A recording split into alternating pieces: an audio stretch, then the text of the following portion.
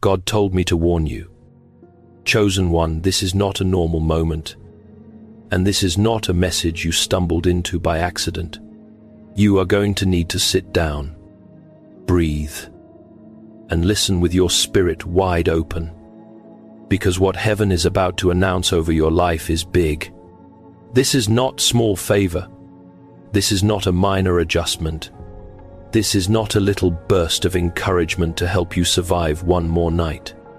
No, this is a line being drawn in the spirit between what was and what is about to begin. The Lord is saying that the season you have been living in cannot continue the way it has been. The delay, the pressure, the confusion, the hidden tears, the warfare that made no sense, the doors that would not open, the prayers that seemed to hang in silence. None of it was random, and none of it was wasted. You thought you were enduring a long ending, but heaven says you were standing inside a divine transition. You thought you were being ignored, but God says you were being marked. You thought you were buried under the weight of waiting, but in the courts of heaven you were being set apart, sealed, and prepared as someone carrying more than an ordinary assignment. You are not just another person trying to make it through life. You are not just someone hoping things get better. You are a chosen vessel. You have been called, separated, and reserved for holy purpose. And that is exactly why the battle around your life has been so intense. The enemy does not fight empty people this hard. Hell does not spend this much energy on someone with no destiny attached to their obedience. What has come against you came against you because something on your life is costly, dangerous to darkness, and impossible to replace. Hear this clearly. God is not merely about to comfort you, He is about to move you. He is about to interrupt patterns that have lasted too long. He is about to confront cycles that tried to define you. He is about to step into places that looked dead, delayed, and sealed shut, and announce that His timing, not your pain, will have the final word. Chosen one, the Lord says, the old labels are breaking. The old season is losing its hold. The old language of fear, disqualification, and disappointment cannot narrate where you are going. You have cried enough under what was. You have bent low enough under what was. You have questioned enough under what was.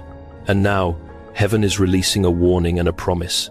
At the same time, do not keep thinking like the version of you that only knew survival, because you are approaching a shift that will require agreement, readiness, and bold faith.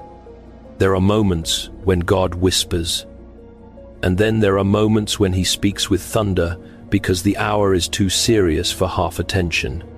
C.S. Lewis once described pain as God's megaphone to wake a deaf world.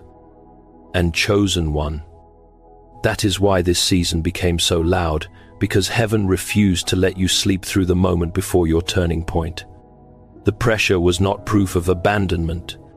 It was proof that something had to break. Something had to wake up. Something had to come alive in you before the next door opened. This is why you have felt such holy unrest. This is why ordinary reassurance no longer works. This is why your spirit has been sensing that something is shifting, even when your circumstances have not caught up yet.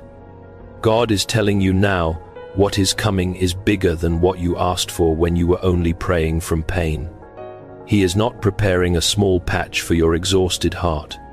He is preparing movement. He is preparing separation. He is preparing divine acceleration.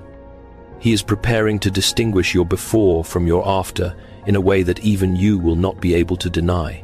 And because this word is not casual, your response cannot be casual either.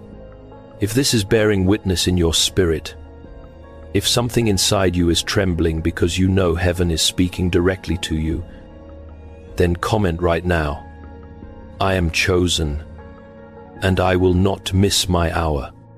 Declare it like someone coming into agreement with the voice of God over their life. Like this message, subscribe to this channel, and share it with someone else who needs this warning before their season shifts. Because what comes next will show you why the silence was never empty, it was sacred. You need to hear this with absolute clarity. Heaven did not lose sight of you in the wilderness. The God who formed you has watched every silent battle, every exhausted prayer, every night you held yourself together in private while appearing strong in public. Not one tear disappeared into the ground unnoticed. Not one sigh dissolved into the dark without being heard. What felt invisible on earth was fully seen in heaven. The Lord says that the place you called abandonment was often the very place where He kept you closest. You mistook silence for distance. But it was not distance. It was depth. It was the kind of holy hiddenness where God does His most serious work, away from applause, away from noise, away from the opinions of people who could never understand what He placed on your life. There were days when you watched others move forward while you remained in what felt like the same painful chapter. Others celebrated, announced, arrived, married, built, advanced, and smiled in the light. While you stood in the shadows wondering whether your name had been forgotten, you did your best to bless them. You tried to keep your heart clean. You smiled when it hurt. You said the right things. But underneath that faithfulness, there was a question you barely dared to say aloud. Lord, did you pass me by? And heaven answers that question now with force, no. He did not pass you by. He kept His hand on you when you could not feel it. He preserved you when you thought you were only barely surviving. He hid you because what is marked by God cannot always be exposed too early. Look at Hagar in the wilderness. She was cast out, emptied, and left in a place that looked like rejection. From every human angle, it seemed finished. It seemed harsh. It seemed like the story had narrowed into despair. But it was there, in that dry and desolate place, that the God who sees revealed Himself to her. He did not arrive too late. He arrived at the exact moment her strength ran out, and He opened her eyes to what had already been provided nearby. That is the word over your life. Right now, what you thought was the proof that everything was over may become the very place where God reveals what He had already prepared. The wilderness was not sent to erase you. It exposed your need, stripped away false security, and positioned you for an encounter you would never have had if life had remained comfortable. That is why this season hurt so deeply. The Lord was not dealing with the surface. He was touching the roots. He was confronting the places where you had tied your identity to outcomes, people, timing, and visible progress. He was teaching you to live under His gaze instead of human recognition. He was showing you that being hidden is not the same as being discarded. Being delayed is not the same as being denied. Being broken before Him is not the same as being abandoned by Him. In fact, some of the deepest evidence of His nearness appears when every earthly support is removed and His voice becomes the only thing holding you together. That is why your story cannot be measured by public milestones alone. Heaven measures differently. Heaven watches who keeps praying when nothing changes. Heaven watches who still bows when no reward is visible. Heaven watches who refuses to let bitterness take root when disappointment has every reason to harden the heart. And that has been your hidden offering. You were not doing nothing. You were becoming someone. You were being shaped into a vessel that does not collapse when external comfort disappears. You were learning how to hear God in dry places, trust Him in unanswered places, and remain faithful in unseen places. That kind of formation is expensive. And it does not happen in shallow seasons. It happens in the wilderness. It happens in the tension. It happens where pride dies and dependence becomes real. So no, heaven has not ignored you. Heaven has been dealing with you too personally, too carefully, too deeply to abandon you now. And if the wilderness has been this sacred, then what comes after it will have to carry a weight your old self could never have handled. That is why the next part matters.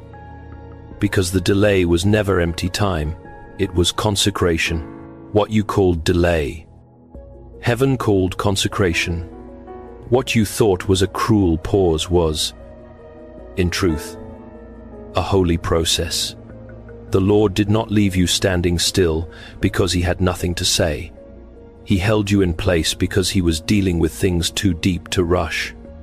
You were asking for movement, but God was working on weight. You were asking for the door, but He was working on the person who would be able to walk through it without falling apart on the other side. This is why the season cut so deeply. It was not casual discomfort. It was not random frustration. It was surgery. It was the hand of God going beneath the surface, touching motives, fears, attachments, and hidden wounds that could not be allowed to rule your next season. Joseph is the pattern here. He was given a dream from God, but the dream did not carry him straight into fulfillment.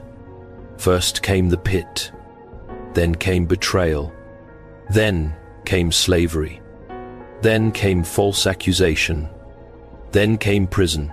From the outside, everything in Joseph's life looked like contradiction.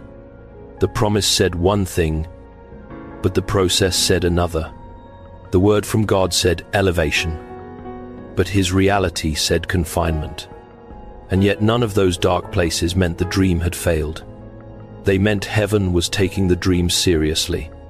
God would not place Joseph in a seat of authority while pride, immaturity, pain, and human impulse were still left unchecked. The prison was not proof of rejection, it was proof of preparation. In the same way, what felt like a chain around your life was often the mercy of God refusing to release you too early. There were doors you begged for that would have damaged you. There were people you pleaded to keep who would have slowed your obedience and weakened your discernment. There were timelines you thought were perfect that would have bound you to a version of yourself too fragile to carry what is coming now. That is why the Lord let certain things fall through your hands. Not because He was cruel, because He was precise. Because He loved your future enough to deny your impatience. Because He saw what you could not see. The waiting was not wasted time. It was where your inner life was being brought into alignment with the magnitude of your calling. Some desires had to be purified. Some illusions had to die. Some forms of dependence had to be broken. God was not just delaying an event. He was transforming a vessel. And that kind of work is holy, slow, and severe. C.S. Lewis wrote of the collapse of old settled happiness. And that is exactly what this season has felt like for many, the loss of familiar comfort before the birth of something truer. So if everything felt stripped down, it is because heaven was clearing the ground. God does not build enduring things on unstable foundations. And now that the hidden work has gone this deep, you need to understand what that means. When God finally says move, He will not move in fragments. He will move with force. If this part is speaking directly to your spirit, don't just listen quietly, respond in faith. Comment right now. My delay was consecration. Declare it with boldness. Let heaven see your agreement. And if you know someone who is losing strength in a long process, share this message with them, because they need to hear that God has not been punishing them. He has been preparing them. Like this video, subscribe to the channel, and stay with me, because the next part may be the confirmation you have been waiting for. When God decides the hidden season has done its work, He does not always announce the next move gently. Sometimes He moves with a speed that startles the very person who prayed for change. That is the kind of hour this is. You are not approaching a soft adjustment. You are approaching a suddenly, and a divine suddenly is not a dramatic phrase meant to excite you for a moment. It is the collision point between heaven's timing and your obedience. It is the moment when years of restraint, silence, and inward preparation begin to break open into visible motion. Joshua stood at the Jordan with a people who had heard promises for years, yet the river did not part while they stood back analyzing it. The waters moved when the feet of the priests stepped in. That is how God often works. He waits until obedience becomes visible. He waits until faith takes form. He waits until you stop demanding proof before movement and choose instead to move because He has spoken. This is why the next season will require a different version of you. Not the one who keeps negotiating with fear. Not the one who delays every step until all uncertainty is gone. Not the one who says yes in prayer but no in action. The suddenly of God does not arrive to entertain you. It arrives to test whether your spirit is willing to move at the speed of His instruction. That is why heaven has been doing so much internal work in you. If acceleration came too early, you would have mistaken it for pressure and run from the very answer you once begged for. But now the Lord is preparing you to recognize His movement when it comes. Even if it does not look how you imagined, a suddenly may arrive as one unexpected call, one conversation, one opening, one divine connection, one instruction that appears simple but changes the direction of everything. It may happen in a week that what could not move for years begins to shift all at once. That is not an exaggeration. That is how God restores time. He can compress what seemed endlessly delayed into a moment of divine release. But hear this with seriousness when the door opens. You cannot stand there paralyzed by the memory of old disappointments. When the river parts, you cannot keep talking like it never will. When God says now, you cannot answer Him with the language of your former season. This is why the wilderness had to teach you obedience under pressure. This is why the silence had to teach you discernment. This is why the delay had to expose every place in you that still bowed to fear. Because when the suddenly begins, heaven will not slow down to match your hesitation. God is not preparing to tease you with possibility. He is preparing to confront everything that said your life would stay stuck. And nowhere will that become more serious than in the relationships attached to your destiny. What God is preparing in this area is not shallow romance, not temporary relief, and not an emotional distraction to make the waiting easier. This is about covenant. It is about alignment. It is about who will stand beside you when the weight of your calling becomes visible. That is why this part of your life has felt so painful. You watched others find love, build homes, post their joy, and step into the kind of companionship you once believed would have happened for you by now. And if you are honest, part of the ache was not just loneliness, it was confusion. You wondered why something that seemed so natural, so simple for others, became such a battlefield in your own story. But the Lord is confronting that pain with truth. The delay was not proof that you were unwanted. It was proof that heaven refused to hand you over to what could not carry the assignment on your life. Ruth did not arrive in Boaz's field by random chance. What looked ordinary on the surface was divine arrangement underneath. God was already weaving provision, protection, timing, and covenant together before either of them could see the full picture. That is the pattern over your life. You are not being asked to chase what is real. You are being prepared to recognize what God has ordained.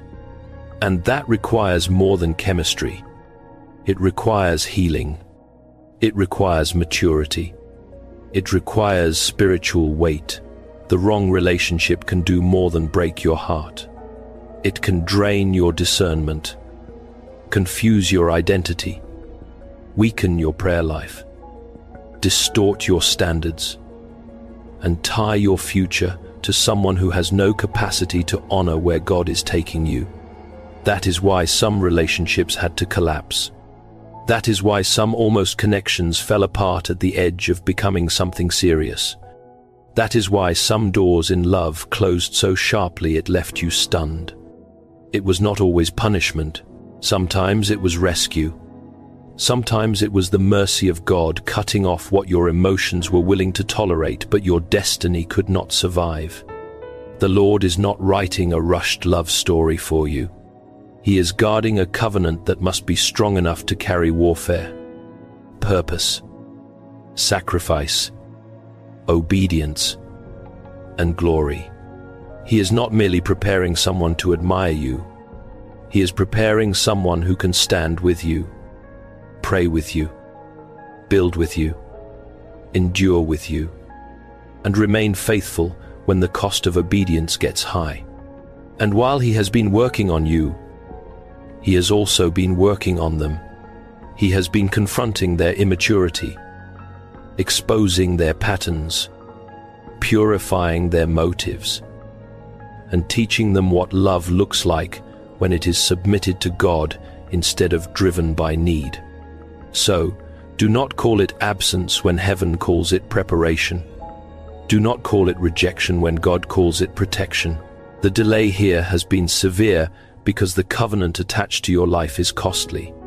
And if God has guarded this part of your story so carefully, then you need to understand something deeper. His restoration was never meant to stop at relationships alone. If you feel God exposing the truth about covenant in your life, then respond right now. Come on. God is guarding my covenant. Or declare, I will not settle for less than God's will. Let that be your public agreement with what heaven is doing behind the scenes. Like this video, subscribe, and share it with someone whose heart has been wounded by broken relationships.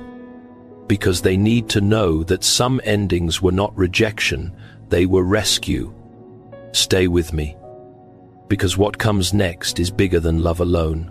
God is about to speak over every other area of your life. This word does not stop at relationships, because heaven is not restoring one corner of your life while leaving the rest in ruins. God is dealing with the whole structure. He is touching your finances, your health, your calling, your work, your daily bread, and the private areas where you have quietly wondered whether anything will ever move again. Some have been grieving over love, but others have been grieving over bills, exhausted bodies, stalled careers, and dreams that once burned brightly but now feel buried under survival. Yet the Lord says none of those places are beneath His attention. None of them have been marked miscellaneous in heaven. Every closed area has been seen. Every delayed area has been measured. Every weak area is under the hand of God. Think of the widow of Zarephath. She was not standing in abundance. She was standing at the edge of depletion, holding almost nothing, preparing for what she thought would be the end. But when the word of the Lord met her in that place, scarcity did not have the final say. God did not merely give her comfort for the day. He sustained her through a season that should have crushed her. That is how heaven works. The Lord does not always begin by giving excess. He begins by reordering trust. He teaches you to stop bowing to what looks empty and start responding to what He has spoken. For many, the delay in provision was not just about money. It was about training your spirit not to worship stability more than obedience. For many, the delay in healing was not just about the body. It was about God exposing inner exhaustion, accumulated grief, hidden stress, and patterns that could not be carried into the next season untouched. For many, the delay in calling was not because you missed your destiny. It was because heaven refused to let you build your life on the wrong foundation, in the wrong room, with the wrong motives. C. Issa Lewis once wrote, "You can't get second things by putting them first." That is the tension so many have lived through. You wanted the breakthrough, but God wanted the order. You wanted the answer, but He wanted the alignment. You wanted the open door, but He was restoring the inner structure that would keep you from collapsing after you walked through it. So hear this now. God is not withholding to destroy you. He is arranging, correcting, and preparing to release what fits His purpose for your life. And if so many areas have felt under pressure at once, then you must understand why the attack has felt so targeted. The intensity of what has come against you was never random, and it was never small. There is a reason the pressure felt targeted. The fatigue felt unusual. The discouragement felt heavy. And the battles seemed to rise all at once from different directions. It is because the enemy does not react most violently to what is empty. Darkness responds when something is being built. Look at Nehemiah. The moment he began rebuilding the wall, opposition intensified. The resistance did not prove he was outside the will of God. It proved he was threatening something the enemy wanted to keep in ruins. That is the pattern over your life. The warfare increased because restoration was rising. The attacks sharpened because structure was being rebuilt. The voices grew louder because the wall was going up again. Some of what you have faced was not merely emotional strain. It was strategic interference. Confusion at the wrong time. Weariness at the wrong time. Offense at the wrong time. Temptation at the wrong time. Delays. Misunderstandings. Mental fog. Strange heaviness. And the urge to withdraw right when heaven was calling you to stay alert. That is how the enemy works.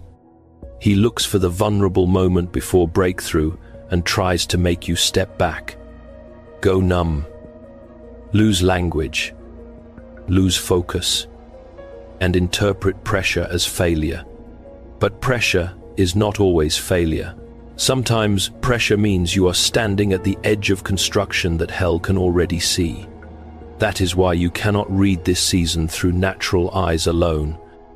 If you do, you will mistake resistance for defeat. You will call warfare abandonment. You will think the increase in pressure means God is absent, when in reality, the increase may mean you are closer than ever to movement. Nehemiah did not stop building because the threats got louder. He built with greater vigilance. One hand worked. One hand stayed ready. That is the